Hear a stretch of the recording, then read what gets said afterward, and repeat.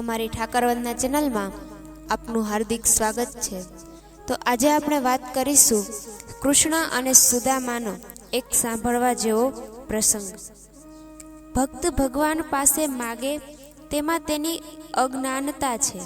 ભગવાન પાસે માગવું એ નરિયો સ્વામી દ્રોહ છે। સેવકનો ધર્મ છે પ્રભુ પાસે પણ ન માગવું। અને સેવકસ્ય તું ધર્મોયમ સ્વામી સ્વસ્થ કરિષ્યતિ। સેવક પોતાનો ધર્મ પાળે, સ્વામી તેના યોગક્ષેમને વહન કરશે। સ્વામીની સર્વજ્ઞતામાં વિશ્વાસ રાખો અને સ્વામી પાસે પણ માગશો નહીં। માગવાથી મૈત્રીનું ગૌરવ ટકતું નથી। સુદામા ભગવાનના બાલ મિત્ર હતા। તેઓ ગરીબ હતા, બચ્ચરવાળ હતા અને તેમના મિત્ર શ્રી કૃષ્ણ તો દ્વારકાના નાથ હતા। ગરીબ હતા છતાં સુદામાએ અજાચક્ર વ્રત ધારણ કર્યું હતું। કોઈ પાસે કશું ન માગવું એ તેમનું વ્રત હતું। ભગવાન પાસે પણ ન માગવું એવી તેમની નિષ્ઠા હતી। ગરીબીથી તંગ આવી જઈ તેમના સાધ્વી પત્નીએ તેમને ભગવાન કૃષ્ણ પાસે મોકલ્યા। પોતાના પ્રિય મિત્રને મળાશે, સુખ દુઃખની વાતો થશે એમ સમજી સુદામાજી મિત્રને મળવા દ્વારિકા ગયા। સાથે મિત્રને ભેટ આપવા સારું થોડાક પૌવા લેતા ગયા। દ્વારકા ગયા અને દ્વારકાનાથનો વૈભવ જોયો અને આવી મામૂલી ભેટ આપતા સંકોચ થયો। નિત્ય પ્રતિ ભાત ભાતના પકવાન આરોગનારને પૌવા જેવી મામૂલી ભેટ કેવી રીતે અપાય? પરંતુ ભગવાન તો ભક્ત વત્સલ છે। તે ભક્તો પાસે માગીને લે છે। સબરીને ઘેર જઈ તેના બોર આરોગ્યા। વિદુરને ઘેર જઈ તેમની ભાજી આરોગી। વિદુર પત્ની પાસે માગીને ખાધું। વિદુર પત્નીએ પ્રેમ વિહવળ બની કેળાની છાલ ખાવા આપી, તે આરોગી ગયા। ગોપીઓને ઘેર જઈ તેમના દહીં માખણ ખાઈ ગયા। તેમને કશાની ખોટ નથી, પરંતુ મધુમંગલના મોઢા પર રેલાયેલી ખાટી છાશ ચાટતા એમને જેટલો આનંદ આવે એટલો આનંદ ભાત ભાતના મિષ્ટાન આરોગતા નથી આવતો। તે મિષ્ટાન ત્યાગે છે, પરંતુ ભાજી ભાવથી આરોગે છે। ભગવાને ભક્તનો સંકોચ જોયો, પૌવાની પોટલી ખેંચી લીધી। પોટલી છોડી 2 મુઠ્ઠી પૌવા ખાધા। ભક્તનું દારિદ્ર્ય દૂર થયું। સુદામાએ તો ભગવાન પાસે ન જ માગ્યું, પોતાની ગરીબાઈનો ઉલ્લેખ પણ ન કર્યો। તેમણે વિચાર્યું, મારા દુઃખની કથા સાંભળી મારા પ્રભુને દુઃખ થશે। સુખ અને દુઃખ તો મનુષ્યનો કર્મનું ફળ છે। હું ગરીબ છું તે મારા ગત જન્મોના કર્મોને કારણે। પ્રભુ પાસે મારી ગરીબાઈ પ્રકટ કરી મારે શા માટે તેમને દુઃખી કરવા? સુદામાએ તો પોતાની ગરીબાઈ કૃષ્ણ પાસે પ્રકટ ન કરી, પરંતુ અંતર્યામીથી કશું છાનું રહે ખરું? અને કૃષ્ણ તો મૂળથી જ નટખટ, ભક્તોનું સર્વસ્વ માગી લે અને પછી પોતાનું સર્વસ્વ આપે।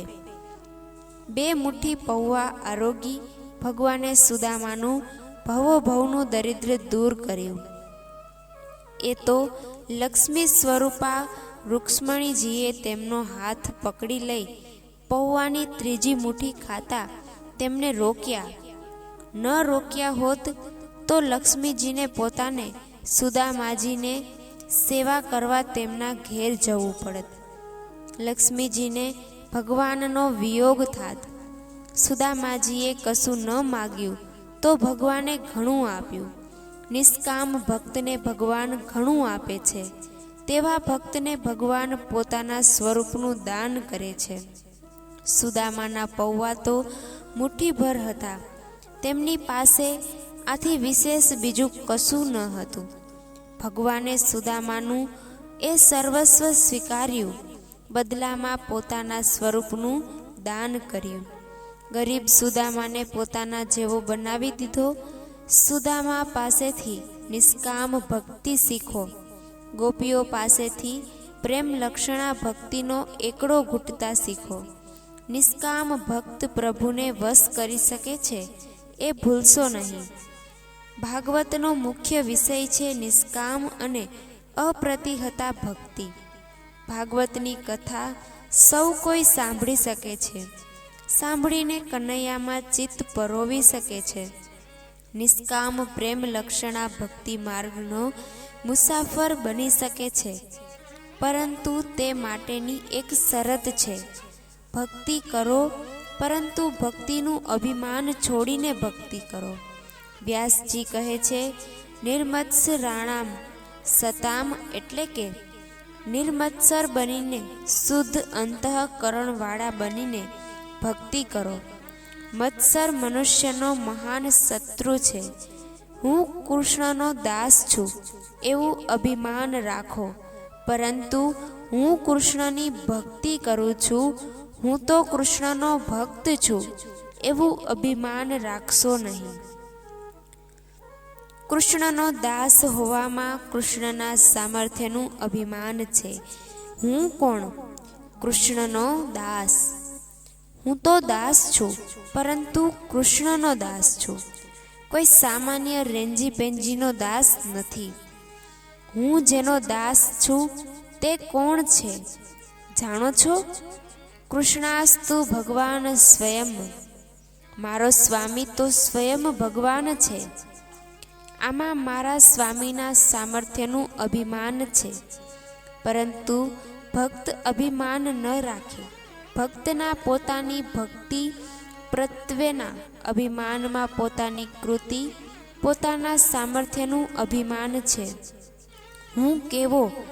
તો કે હું તો મહાન ભક્ત છું. રેંજી પેંજી નથી, સામાન્ય જીવ નથી.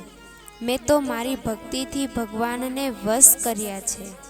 મારામાં અલૌકિક સામર્થ્ય આવી ગયું છે. આ છે અહમનું અધમાધમ સ્વરૂપ. અંબરીશ સાચા ભક્ત હતા. ભગવાન માટે સામગ્રી સિદ્ધ કરવા તેઓ જાતે બધું કામ કરતા. રાજા હતા, પરંતુ તેઓ જાતે દળતા, કચરો કાઢતા, રસોઈ બનાવી ભગવાનને ભાવથી જમાડતા. પરિશ્રમથી પરસેવો પડતો ત્યારે ભગવાન તેમણે વીંઝળો ઢોળતા. તેમના યોગક્ષેમની ચિંતા ભગવાન કરી લેતા. દુર્વાસા મુનિએ પોતાના તપના અભિમાનમાં આવી જઈ અંબરીશને મારવા કૃત્યા સર્જી. ભક્ત રક્ષક ભગવાનના સુદર્શને કૃત્યાને મારી. પછી નિજ ભક્તના દ્રોહી દુર્વાસાને દંડ દેવા સુદર્શન તેમની પાછળ મૂક્યું.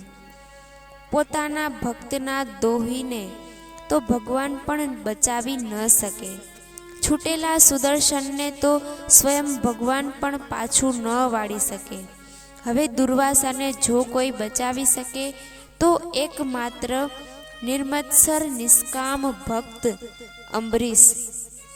ભક્તરાજ અંબરીશે સુદર્શન ચક્રને પાછું વળવા વિનંતી કરી.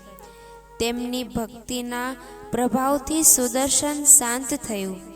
મહાન તપસ્વીને ભક્તની શક્તિનો અનુભવ થયો. ભક્તમાં તેના આરાધ્ય ભગવાનની શક્તિ રહેલી હોય છે. અંબરીશે સુદર્શનને વિનમ્ર ભાવે પ્રાર્થીને શાંત પાડ્યું અને દુર્વાસાની ક્ષમા માગી. આનું નામ નિર્મત્સરતા. અંબરીશે દુર્વાસાને એમ ન કહ્યું કે જોયો મારી ભક્તિનો પ્રતાપ. તેમણે તો ઉલટું પોતાને કારણે દુર્વાસાને જે યાતના સહન કરવી પડી તે માટે વિનતી ભાવે દુર્વાસા પાસે ક્ષમા યાચના કરી. ભક્તિ નિર્મત્સર ભાવે કરવી જોઈએ. એક બીજા સંત હતા, નામ એમનું ચાંગદેવ. યોગ સિદ્ધ મેળવી 1400 વર્ષ તે જીવ્યા હતા. 14 વખત મૃત્યુને પાછું ઠેલવ્યું હતું. આવા સમર્થ યોગી હતા. ચાંગદેવે ભક્તરાજ જ્ઞાનેશ્વરની કીર્તિ સાંભળી ચાંગદેવને પોતાની સિદ્ધિઓનું અભિમાન હતું. તેમને થયું, આજકાલનો આ છોકરો મારાથી પણ વધે. તે સમયે જ્ઞાનેશ્વરની ઉંમર માત્ર 16 વર્ષની હતી.